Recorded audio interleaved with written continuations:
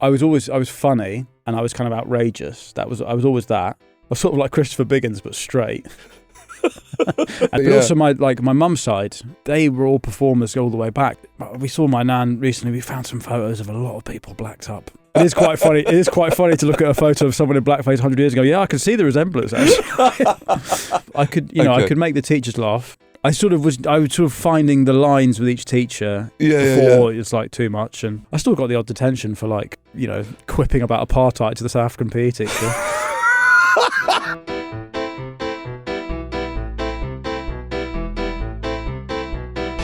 Today's class clown is one of the biggest comedy phenomenons of the last few years. His incredible series, Fin versus the Internet, takes the internet by storm every time he drops a new episode. And with Fin versus History, he has created one of the biggest podcasts in the country. This is the hilarious Fin Taylor. Well, thank you. Thank you for joining me. You've been nudging me constantly to come on the pod. You won't leave me alone. Yeah. And it turns out if you don't leave someone alone, eventually they do it. I acquiesced, and here you are. Yeah. Because genuinely, you'll do it when you realise that it's the only way for them to stop. I know, mate. Fucking texting you. I know, mate. But look, now that you're here... It's not that I didn't want to do it. I've got a lot on. Yeah. We know. But your pivot into mining comedians' trauma is a difficult one for me to understand. So, right, where did they touch you? Is that what you want? Should we just clip that? Buggered by my uncle at 12. Cut. You got it. Let's go. That's the clip. Let's go. No, let's start at first gig. First gig and work. I want to work back and see how we got there then. So first gig. Well, technically, I did a gig when I was 15 in a pub in Soho, and I left. What? I was working grounds at my summer job, working as a groundsman. What's a groundsman? Sorry. So my mum taught at a private school that I also went to and lived in for a time, but I'm sure we'll get to that. In the summer, I was employed as a groundsman. Because they had all these playing fields and stuff, and like a boathouse because they did rowing and stuff. Big school. And so me and some other teenagers were employed 8 till 4 to mow the lawns, maintain, work the grounds. Oh, right, yeah. Like maintenance. A cleaner, but of gardens. For nature. Yeah, okay. Right. Okay, so 15. So I knew I wanted to do it, and I snuck off. You knew you wanted to do stand-up? Yeah. Right. Yeah, and then I met people who didn't know that, who didn't have it that clear, and I thought they were weird. Yes, I remember seeing Gary Delaney for the first time, and he was just like a sort of librarian reading out amazing jokes. And I remember thinking, "Is this really?" And everyone was laughing. I was like, "These jokes are amazing," but he's not performing it. And and you just have an idea of what a comedian is, and then you slowly unlearn it as you. Yes. I mean, Gary Delaney's phenomenal. Yes, absolutely. But when you have an idea of what a comedian is. I thought it was someone who was like me, who was big, extroverted, sort of would perform, would be funny socially, would be. But I don't. Maybe I've got this wrong, but I don't. When I think of you, I don't think of you as an extroverted comic. No, but you're thinking of me in relation to other comics now. You know what I mean? I was funny at school. Right, okay, yeah. So I meant your act, I suppose. I meant physically. Right, yeah. I don't think it's... Well, I'm not doing I'm not fucking walking into stage boards and, I'm not doing slapstick, whatever. You used to hit yourself in the head with the microphone, didn't you? I still do. Yeah. Explains a lot. Yeah. Okay, right, yeah. So you're quite a confident young man. Yeah. How did this gig at 15 go then? Badly, really badly. I'm good. Badly. I'm glad. I was 15. I mean, I think now of if I'd been in the audience, and it was like How did you get up? Tell me everything. I think it might have been like a laughing horse, open mic night that I lived because I was in Oxford, so I just got the train. And I went down. No. We're gonna go. I need to know how a 15-year-old. The first time I went to a comedy club, I was 17, and my mum took me to Comedy in Brighton. And that was the first time I became aware of the notion of the comedy club. I was aware of comedians, of course, and had their videos, but I didn't know that there were people that weren't famous and they were in a club. You at 15 knew to discover these places and go there. My dad had taken me to an open mic night in King's Cross, probably when I was 15, which I now think is fucking mad. Yeah. But I think I just wouldn't let it go. And I was like, because I'd always been obsessed with comedy. And then I'd seen Ross Noble on Live at the Apollo when I must have been Meat on the Face. Meat on the Face. And the Hinge. And yeah. And I'd seen that. I must have been 11 or 12. And it was like lightning shot through me. And I was like, I have to do that. I have to do that. That's me. I want to do that. And then that's such a difference between, kind of our generation and generations before us, that when I speak to them, they don't tend to have that kind of lightning bolt moment because there wasn't this circuit, there wasn't Live at the Apollo. They all kind of, a lot of them started off, fell into, which again, same as you and Delaney, it's like, how could you fall into this? This is all I've ever wanted to do. That's what I thought, yeah. Oh, where was a musician? And it ended up being that the things I was saying in between the songs were funnier, so I put down the instrument. Yeah, particularly when they're really successful. You're like, I didn't want to do this. Yeah, like, what? Yeah. And I was struggling for years. Like, fuck you then. Well then don't. Exactly. I really want to do it. Yeah. And it's really hard. Right. Okay, so Dad takes you King's Cross open mic. I suppose you don't remember anyone there. No, it was called the Lion's Den. Did you ever do that? No, but I know it. And I just remember. I remember. I mean, it's mental, obviously. What my dad must have been thinking, but my dad was like, just had his head in his hands like this, and it was one of these ones where there's 15 acts and they're all fucking awful, and my dad is they're just mental. They're not mentally ill. They're mentally ill. And my dad's a drama teacher, so is always, when he's watching a performance, he's really like giving. He's a really giving, big booming laugh, and you're like big claps. You can always hear him when he's in a room. He's such a supportive, he's such an active audience member. Yeah. Right. But even he was worn down by the just bleak procession of absolute cretins. It's a mental institute that people. But I just see that like, God, what an act of love to be like. I clearly was I would not drop this. Yeah, and he was like, well, sweet. I'm going to accompany him. I don't want you to just go on your own, to a pub basically, and say something insane and get attacked. So he went, and then we watched it, and then I don't think I told my parents. Sorry, was this so again? Wait, was this in preparation? He took you there in preparation. No, he took me there to basically. I think he was like try and put you off. Yeah, I'll take him to a laughing horse gig. He'll never go back. I think it was like, this is what you've seen Ross Noble, you've seen Mock the Week. If you want to do this, this is what actually this is. Then, because I think I was googling open mic nights, like a lot. Yeah. Like and so he was like, well, this is what it is. Let's go. And then I think maybe the actual first gig I did, maybe that was the same year. I've got no idea.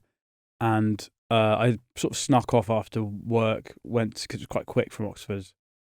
Did it, tanks, ate shit. Obviously. What did you talk about? I genuinely can't remember. Nothing. I can't remember. Must have been a look-alike joke. I don't think so. Every comedian at the beginning says I look like. I've genuinely got no memory of what. I just remember being up there and seeing. There's like, 10 people there. Yeah. And then getting on, I remember being on the train back going, I died. And it hadn't occurred to me that I would die. I was so sure that I was meant to do it. And then I didn't do it again. Normally someone will ask, what does a death on stage feel like? But I'm going to ask that question because I don't know what, at 15, I can't comprehend at 15 what that is. Completely world-ending.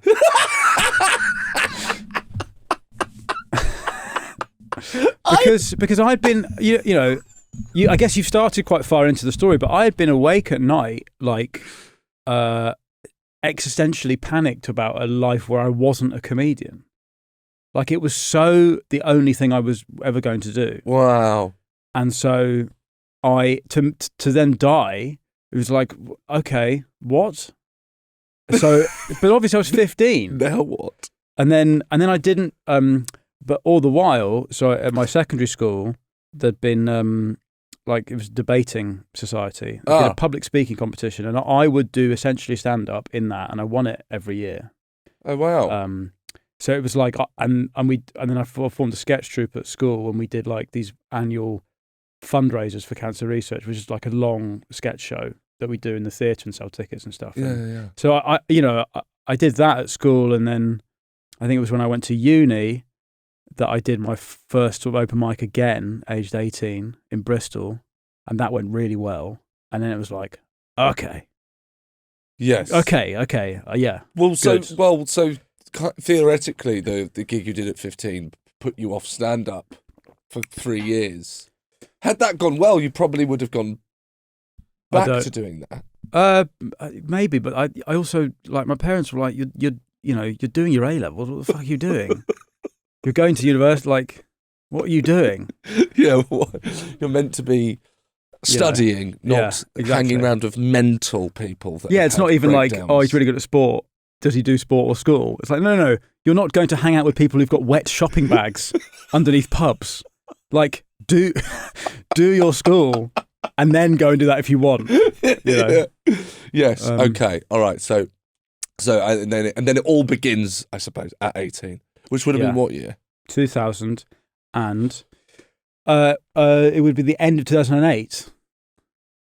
Oh blood! Oh, okay. So that's a couple of years off. Yeah, that's a couple of years. Because I remember hearing foretell of some prodigious new act who was the new Dylan Moran, which was you with your long hair. Oh right. Because you were winning everything. I was coming second in everything. Sorry, but yes, but you were, and then And so I'd been going for like maybe a year or something and because you're very aware of the people immediately above you in the kind of comedy rankings or classes. Yes, it very quickly becomes a sort of society, like a social hierarchy where you're like, okay, league tables I've always looked at. Yeah, exactly. And so you're very aware of that sort of people who've just started, like Acaster had just started. Yes. And so he was opening and I was doing 10 minutes. Yeah, you know what I mean? And so you're aware of that kind of... Exactly. Yes. Right. Yeah. So then let's go to the beginning then. So you grew up in Oxford. Yeah. Well, I was Glasgow till I was 7 and then... Glasgow till you were 7? I had no idea. I had a Glaswegian accent. In this photo, I've got a Glaswegian accent. I can see that. Finley is a Scottish name. My mum's Scottish. Yeah, okay. I am not in a clan outfit. I should say that it looks like I'm dressed as a clan member in that photo. Which, given some of the things I say on my podcast, might paint a picture for people. But that is not what I don't know what I'm dressed as. So mum's Scottish. Dad's English. Right. And so you grew up. You must remember Scotland. Yeah. Glasgow. Remember Glasgow. Yeah. Did that in any way inform, I suppose, who you are today? No, I'm quite a sort of nomad in that we moved a lot as kids. Yes, yeah. Even when we'd moved down south, we moved a lot. Yeah. And crucially, my parents were teachers at every school I went to, and so. Oh right. And so I never went to a school where a parent wasn't a teacher there, and so. What? Yeah. And you don't even know what that's not like. Yeah, and from the ages of 8 to 13, my mum ran a girls' boarding house that we lived in. So I lived in the girls' boarding house. I was the boy that lived in the girls' boarding house at a major public school in Oxford. So... Yes, so I suppose, what are the effects of that? Here I am. Yeah. So what were you? So what from Glasgow to Oxford? Yeah. I moved when I was I moved about quite a bit in London, and for me that meant you having to constantly reset. Yes. So do you not feel the effect? Because for me, I kind of, if you were to trace it back, you could make the connection that, well, you're constantly having to reset. You're constantly having to reintroduce yourself to a world. There's a bit of that. It's almost like a set. It's more like that. My parents still live in the house that we moved to when I was 13, but I lived there till I was 18.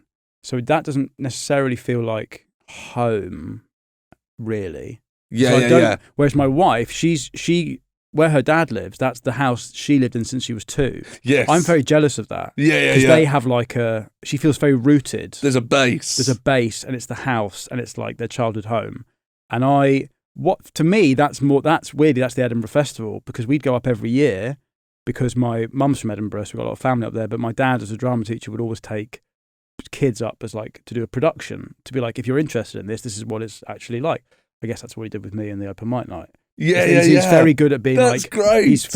His big passion is like, he's just retired. He's at a private school where kids are obviously being funneled into like stuff that's going to make a lot of money. Yeah. And he's like, well, if you're interested in drama, let's get the first building blocks of what a career actually is. That's so good. So he would take school trips up to do like a week at the Fringe. So we'd always be going up. So like my early memories, like 10, he was doing a production of Sweeney Todd, and I was on the Royal Mile being like shaved as like a busking stunt for flyers. Oh, right. Like I had foam on, and they were yeah. Right, so you've got that sense of Edinburgh from a very young age, and know at that point that you want to do something like this. I don't know if I know age like 10. I think. I mean, I was funny, and I was kind of outrageous. I was always that. I was sort of like Christopher Biggins, but straight. And 10. Right. And like, so for example, in the girls' boarding house, they would have these, I think, were they every term or every year? They'd have these little review nights where the parents would come and the girls would put on like a show. And I would always be this kind of wild card entry where I'd always just go, well, I'll do that. I'll get involved. Cheap laughs, mate. Yeah, exactly. So I would do something, and it'd be funny and it'd be mad. Yeah. I'd do a sketch or something. So I must have been 8, 9, 10, and feeling the heat of the laughter and all that. Because I guess I was living in that house with girls who were also at the school in my year. So it felt like I wanted to be part of, if you know what I mean. Yeah. So I was always like performing. Is it whatever you were doing then? Is there any kind of trace of that you could still go like what I was doing is in some way an evolution? I don't know. I mean, there definitely is with the public speaking in the secondary school. There's definitely a evolution from that. Yeah.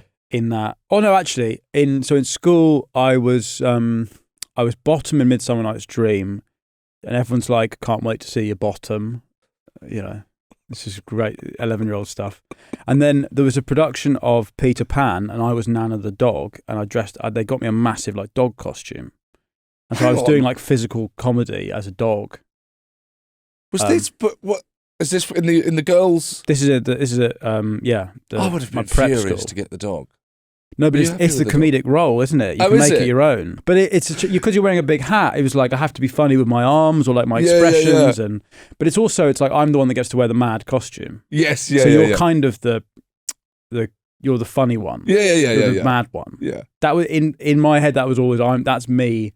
You know, I'm the kid who lives in the girls' boarding house. I stick out. So I'm the show off. Yes, exactly. But also my mum's side, they were all performers all the way back. There's like great uncle of mine who toured the colonies with a sword dancing Scottish kilt act. We saw my nan recently. We found some photos of a lot of people blacked up in the early 20th century, which again, people are hearing me on the podcast and then putting a picture together. Yeah. It is quite funny. It is quite funny to look at a photo of someone in blackface 100 years ago. Yeah, I can see the resemblance actually. So they were always performing. My mum's aunt was on the Blackpool variety circuit with Morecambe and Wise, and went on to become, I think, the first ever female producer at ITN. So there is just a sort of on that side of the family, certainly. Yeah, there's an inherent. And I suppose that means then when when you kind of give them the news, performing is something you're interested in. But Dad was in a band till they had me, and then he was like, right, I'll become a teacher. Because I can't. There was 8 of them, and they couldn't make money. Yeah. So he spent the 80s in a band and had quite a lot of success. And they had Radio 2 series, and they do Edinburgh. They do. They used to do a New Year's Eve show at the Bloomsbury. So there was a moment where I'd been doing stand up for like a few years, and I was home for the holidays or something, and me and Dad were going through it's when I still had a paper diary, and we were going through my gigs, and he was like, and they were all in like the foyers of theatres. Yeah, he's like, yeah. he's like, I've done that one, and he'd done all these sort of regional theatres in the 80s, with his band. So it doesn't feel necessarily like this. It's not a totally crazy thing that you're doing. No, to me, it's always been normal. Yeah. Which is why I find it hard to relate to people who are like, I had no idea I wanted to do this. Yeah. Sorry to interrupt. Hope you're enjoying the pod. If you get to the end of this and immediately want more from Fin, head to patreon.com/classclown or just hit the link in the episode description where you can hear the second part of this interview straight away. And you'll get some exclusive content with Fin that you won't hear anywhere else. Come and see me on tour. I'm on tour. If you want to see me, you can get tickets to my current tour show. This is Torture, which will also be in the episode description. Just hit the link and I'll see you there. So what were you watching then? What was the first kind of comedy that you remember? I remember Monty Python, having like the box set VHSs of that. I remember at Christmas when my dad gave me the Blues Brothers, and he was like, maybe I was 11, and he was like, I know this is a 15, but you're going to really like this, and I don't care. And that felt really like, oh, cool. Yeah. I was obsessed with the Blues Brothers and like John Belushi. Yeah. And then obviously like Jim Carrey films after Ace Ventura, like Liar Liar. Me and my cousin were just obsessed with that. And that's my favourite comedy of all time. Actually, I mean Me, Myself and Irene, which is much more my... Yes. It's so garish and crude and like big and cartoonish. Yes. That scene in Me, Myself and Irene towards the end where he has the fight with himself is one of the best pieces of physical comedy of all time. And it's kind of not heralded as such. Jim Carrey... It's up there with Chaplin and I think Jim Carrey should be in the same league as Chaplin. Absolutely. But I think he's operating in an age where there's just not that same kind of romance to comedy on film, or that not esteem and slapstick and physical comedy. Yeah, but I mean, I know you've got a massive thing for Jim Carrey. Yeah. And Liar was mine. Liar. I went to the cinema 8 times. Yeah, and then I have a visceral memory of me and my this was a great era for comedy in cinemas, like Shaun of the Dead, Hot Fuzz, and then fucking Borat. I remember I must have been 16. Oh my God. 16, 17, front row of the cinema, Oxford Morden Street, watching Borat. And when they get to the scene where they're running naked through the hotel with the fattest man there's ever been, and me, we are all on the floor in a cinema. And that experience has gone, it seems. I don't know what films are being made that are that fucking funny. Yeah. Like, and you're all together watching it together in a cinema. What else was I watching? And was it? And did these give you a sense of? And just to compare it to, just because it's easy for me to do this, but to compare it to myself, I could watch these things and I would know this. I want to do something like that. Mm. Was it when you see Borat? You've not seen something like that before. You go, oh, that's what I want to do. Often I'll speak to someone in that chair, and it might be a particular series or film or stand-up comedian that made them realise, oh, I didn't know you could do comedy like that, and that's how I want to do it. Funnily enough, I think I had it the other way around, where I thought Borat was how you did comedy. And then I started doing stand-up, and like Josie Long's massive, and you're like, what? You're drawing graphs on stage. And like people have got a ukulele out, and I'm like, what the fuck? Do you know what I mean? And I remember being like, what the fuck's going on? So I've actually think I've stayed true. Oh my God! I've stayed true to Borat. I've not changed. Yes. I think fashions come and go in comedy. Yeah. Clearly. And I think when I started, there was a kind of nerdy aesthetic that became very popular, and like it was sort of cute, and it felt like, or certainly on the Was line. whimsy was the word. Whimsy, wasn't that's it? exactly what it was. I've never been a very whimsical guy. No, you haven't. No.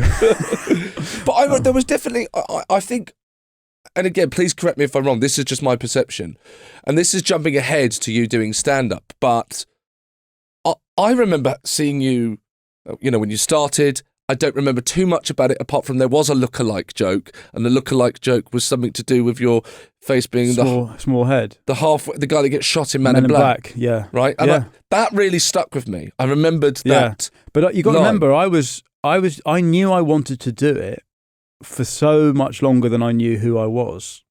So it was only when I actually found out who I was as a person, when I would say in my mid-20s, that my act, as it is now recognisable, sort of started to come in. Well, but by that point, I've been doing stand-up for, my whole, I was trying to do stand-up for 10 years. So the exact same, of a very similar thing. Yeah. It's a kind of problem is that with comedians, we have to, if you start young, you've got no idea who you are. You're kind of growing into the person you're going to be, but whilst you're also exhibiting yourself it's mad. on stage. It's not. But it means by the time you find out and it clicks, you have 10 years of stagecraft. So, but you compare that to someone like Josh Widdicombe, who I remember seeing do 20 minutes in Bristol in, 2010 or something. Yeah. And he just had arrived. He was just the complete package, it seemed. Yes. As like an open spot or a new act. You thought you're not figuring anything out. But then he was, was he nearly 30 when he started? So I guess, I don't know. But I'm not sure. He's a bit older than me. Yeah. But he did, because I spoke to him on this, and I saw him in the So You Think You're Funny final when I was on with him. Right. And his act, he had seen Stuart Lee, and that's what he thought stand-up was. So his set was rhythmically and kind of tonally. It was Stuart Lee. He did, and imagine this at the time. This isn't shopping, it's battleships. Remember that one? Remember that one? But it was 7 minutes on E17. Yes. But it wasn't what he does. It was now. Yeah, no. Do you know what I mean? So there was still that evolution. No, of course, comedically, the writing evolved. Yes, yeah. But I just mean his sort of outlook was the same. Yes.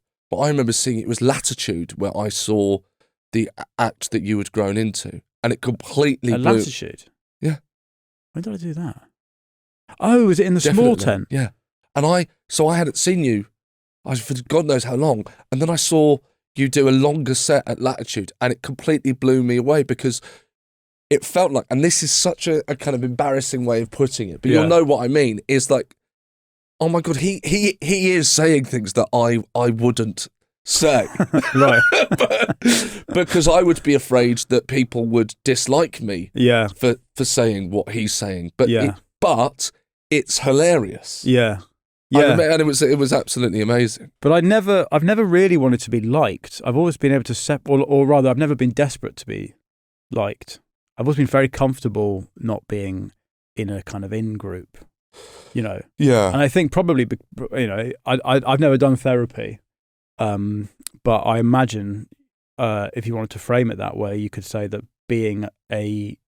living in a girls' boarding house for 5 years at your most formative period. Yeah. You're never going to be in an in-group. Maybe nowadays you will be, but this was a different time. But I know you're never going to be. Yeah. You're always going to be an outsider. So I guess there was a peace in, or rather, you're noticeable because you're the kids. You're the kids' teacher. And then I went to my secondary school and I was still the kids' teacher, just a different teacher's kid. The teacher's kid. That's what I mean. Sorry, the other teacher's kid. So, maybe that's why I'm able to separate. I want them to laugh, but I also don't care if they don't like me. I mean, I want the stuff to work. Yes. I want it to be good. Of course. Yeah. I want it to be good, but I'm not afraid of some people I'm never going to meet who I probably wouldn't. I'd probably be quite snobbish about if I bumped into them in the street. I'm not afraid of their opinion of me. Yeah. That's why you have to be quite robust as a person, though. Yeah. To have that, I think. Yes. Horatio says it's about me that my superpower is that I'm normal in a sea of autism and depression when it comes to the circuit. So there could be some truth in that. And everyone is like. I don't know, so kind of racked with. Everyone takes death so much more personally than I do, and I'm like, why? These people are fucking idiot. Like, who cares? You know. Who cares? No, it destroys me. It destroys. I think these people. I did a charity gig. Me. I did a charity gig 2 days ago. 1,700 people in the audience, and you know. It's a mixed bill. Yeah. In terms of styles. Okay, can you tell me what the bill is? Scott Bennett's on, Matt Richardson's on, okay. Laura Smith's on. I mean, great acts. Yes. Right? I'm currently at a stage, I'm developing my tour show. Yes. And I'm currently in that difficult position where you are like trying to evaluate how worthwhile it is going on in front of an audience that knows who you are versus an audience that doesn't. Mm-hmm. And I need, because there's part of you that goes, whatever, the stuff has to work in every room. That's sort of built into you as a comic when you're in the circuit. Yeah. And then you found, especially because of the way things are now, the internet, you found this massive niche audience that necessarily will find you funny. You can kind of push that. So I'm sort of in this weird place where I'm like, some of my instincts are to like soften stuff for a big room, but then I'm like, well, fuck that. I'm playing big rooms of people who want that. Anyway, I went on and I did what I did, and it was certainly the most divisive set of the evening in front of 1,700 people in Oxford, where I grew up. And, obviously maybe talking about Epstein at a children's hospice isn't the best. But, on the train home, I donated some money. I felt a bit better about it, but I don't like, for me, it's like I'm looking ahead to the show where people are coming to see me. Yes, I'm trying to make that as good as possible. And this bunch of people are, they're just a stepping stone, or like, it's not, who cares? Yeah, no. We will all be dust in, 50 years time. Oh, that thing. And like, it's very, it's stoic of you. Well, I just don't think it matters. I think I genuinely, people, when they don't know who you are, people in an audience, they don't even remember your name if you're good. They go, oh, the bloke with the shoes. We liked him. What did he talk about? Have you ever heard people trying to talk about stand-up they saw? It's one of the most painful thing. Painful thing. The bloke with the shoes and the hair. Yeah, there's such a funny bit about the milkshake. What was the you get to the end and he goes, I don't know what it was. You had to be, it's awful. Or they come up to you and they go, I loved that bit about tuk-tuks. And you go, that was the middle act. Yeah. And then, even when it goes well, they don't remember you. So when it's bad, they don't remember you. They just go, oh yeah, well that bloke in the middle. Yeah, no. But they don't remember it. Yeah, absolutely. So, but yeah, I really don't. Maybe it's sociopathy, I don't know, but I don't. Yeah, it does sound psychopathic. Well, I think the rest of you are weak, frankly. I think you're weak and you're lily-livered and you're not in the right trade. Get out the fucking trenches if you can't take a bullet. Do you know what I mean? What? Like, it's fine that people don't like you. Yes, no, that's good. I'll take that with me. I'll try and grow. I think people, Go on. Desperate people to be liked, thirsty. It's not that. It puts me off. I don't think that's what it is. I think you leave feeling useless. It's not necessarily. It's you come off. It didn't work. I'm useless. I don't think that. I think, okay, why didn't it work? I always believe it will work. Yeah, that's a lot of confidence. Or it can. I always think I can fix it. Yes. It's taken me some time to get that's confidence, but that's come with experience. I don't think I've ever seen you have a bad gig. Oh, well, it doesn't happen often. I've been going 20 years. Yeah, I know. It doesn't. Yeah, no, this isn't a recurring thing that I'm trying to get over. Yeah. I do remember in Ireland once when I was on stage and I opened with a strange thing about the bins. Was it? And you came and really laughed at me afterwards. It's very funny. It was in the Roisin place. Oh, was it? And it was about the bins in Galway have a pedal for you to open the bin. Oh, right. I don't know what I said about it, but I thought that was amazing. All bins should have the pedal. I remember doing Kilkenny with you, and Joanne McNally introduced you as Sean Hughes. No, other way round. Or was it the other way round? Other way round. That's even worse. You talking about how the public can't remember the comics. Even Joanne McNally can't remember. I know what I mean. So it's like none of this, man. Anyway. Yes. So, okay. Right, so confident at school. So when do you leave the girls? When do you... 13, I think puberty kicked in, and my parents went, we cannot have this. This can't carry this on. bull raging around. So 13, where did you go? But we moved to a village just out in West Oxford, where my parents still are, and the whole time because that job that my mum did was she's basically on call. She's got 50 girls between 8 and 13, and their parents are paying the school for her to look after them. Yeah, and there's like 2 other assistants there, but the buck stops with her whenever there's a problem. Bear in mind, this is an age where girls are like having their first period. Yes, yeah. They're knocking on my front door. I'm answering, going, well, I can't help. I think that's disgusting. You should be ashamed of yourself. Go away. And so my mum is like on call. She's like an on-call nurse, essentially. Yeah, essentially, yeah. 24/7. If a girl, and what's amazing about my parents is that they worked at these schools that have a lot of bad press. But my parents were always like, you can change more inside them than you can from just like. What's the bad press? Well, they're fee-paying schools. They're private schools. They're like, they're the bad press in terms of like the injustice of a school that you could pay. And like the stigma of people that go to private schools. Yes. I would argue, having been to them, like those people are not happy, all the happier for having had an expensive schooling. They might find getting jobs easier, but yes. The households. I mean, the parents just sending them away age like 6. So my mum is doing a lot of sort of emotional caretaking. Yes, but it means that me and my sister don't really see it that much, and so there was a persistent drumbeat of me and my sister going, is this going to be the rest of our childhood, because we're not really seeing you? Yes. And Dad was doing plays, so he was always like rehearsing after school. So me and my sister became quite sort of self sufficient. Yes. And also, to be fair, there was like you could, there was a canteen, and we qualified to get 3 meals a day there. I got very fat. I had a fry up every day for about 5 years. But also, as then you look at it now as an adult, you think my parents had been a musician and a music therapist, and then they got offered these jobs where you had free accommodation in Oxford, one of the most expensive places in the country. Yeah. And it's only that they did that for 5 years and not pay rent that they could then buy a house. So yes. It makes complete sense that you did that, and me and my sister got in. I think they paid a little bit in fees, but it was essentially for free. Yes, yeah. So of course you do that.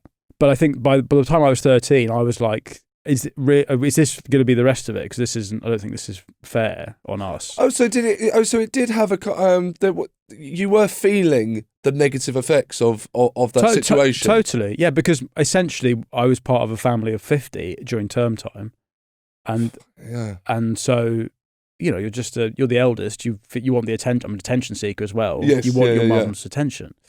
But she was aware of that, and also I'm not like. It was by no means like traumatic. I mean, we had run of the school in the holidays. Yeah. And particularly now, my daughter's just started school.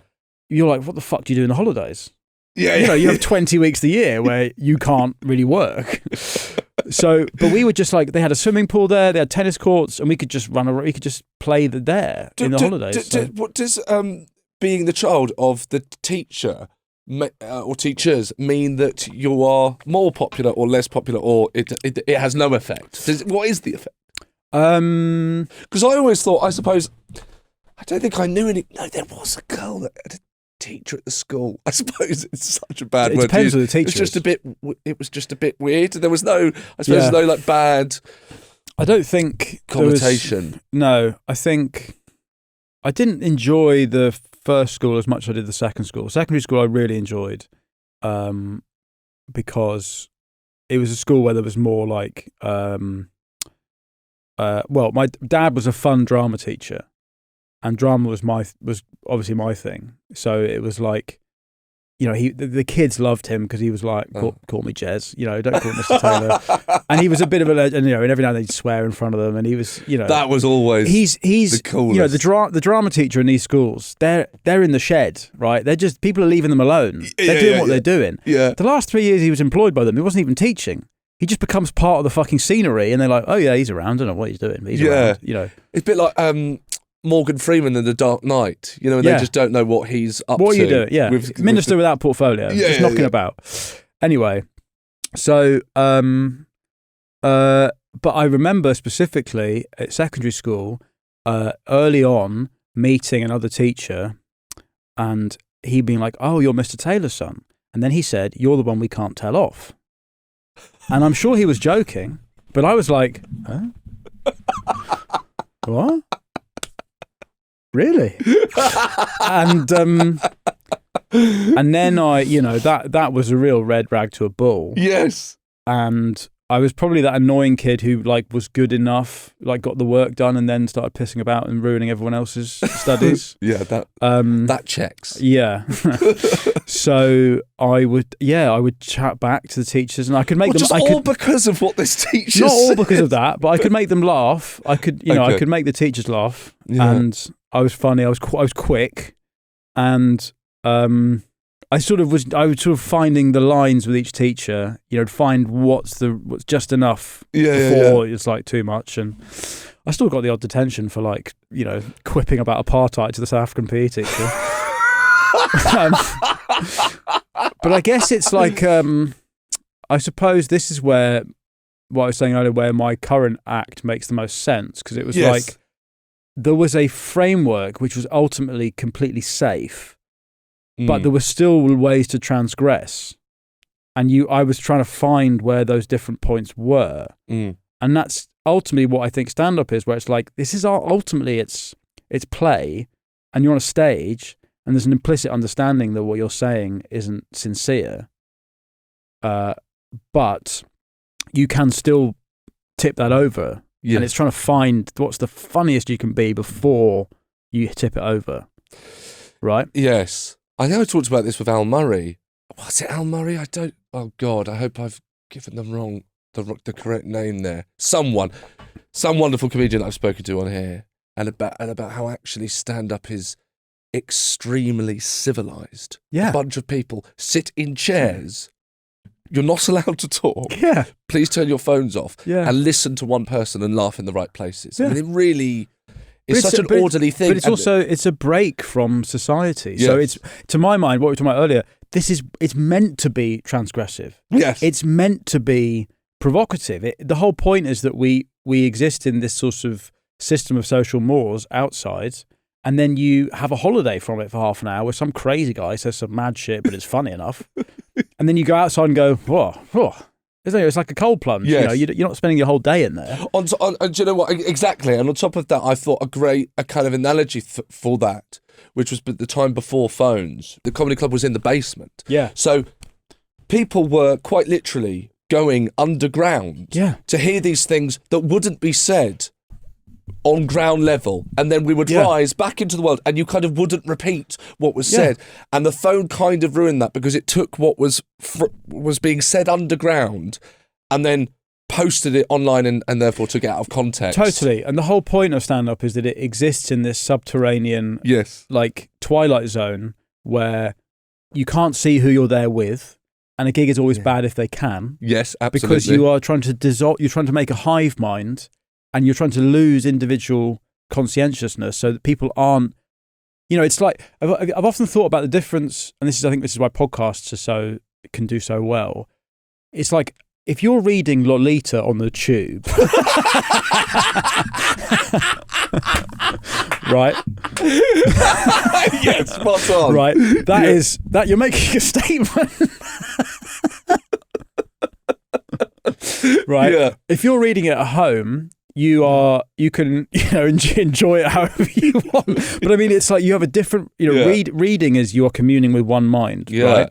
That's why you don't read Lolita out loud on the tube. Yes, that would be even more of a statement. Preaching the good book Lolita.